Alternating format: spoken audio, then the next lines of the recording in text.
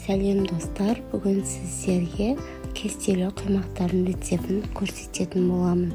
Бұл құймақтардың ерекшелігі бұл айранмен жасалады. Өте дәмді, әрі нәзік болып шығады. Видеоны соңына дейін қараңыздар. Ең алдымен бізге айран қажет болады. Айранды алып, бір бокалға құйып, оның үстіне ас содасын салып, жақсылап екеуі реакцияға түскенше 5 минутқа қалдыратын боламыз. Міне біздің айранымыз осылай көп пішіп, реакцияға береді. Енді оны ыдысымызға саламыз. Үстінен 2 жұмыртқаны саламыз.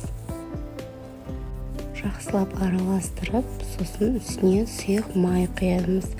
Барлық заттардың мөлшерін астында описанияда қалдырып кетемін. Кіріп қараңыздар.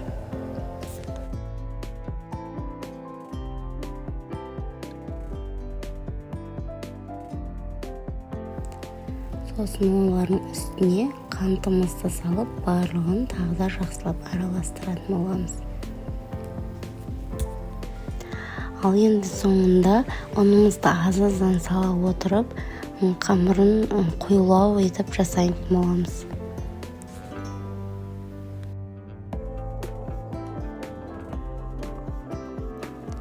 Міне біздің қамырымыз осылай құйылау болып шықты.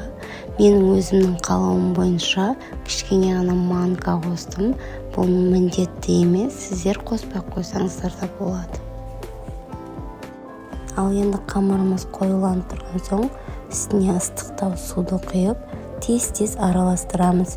Өйткені біздің қамырымыз пісіп кетпеу қажет.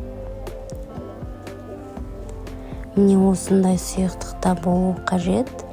Ал енді табамызды қыздырып, жақсылап қыздырып, үстіне майымыз жағып, аз-аздан құя отырып, жақсылап пісіріп аламыз. Біздің табамыз міндетті түрде қызып тұрған болу қажет. Сосын оттың астын кішкене азайтып, 5 минуттай пісіреміз. Міне біздің құймақтарымыз осылай қызарып келеді.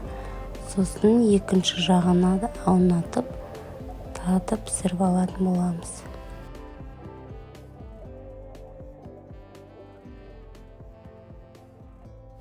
Қалған тесталарымыздың барлығында дәл осылай пісіріп алатын боламыз.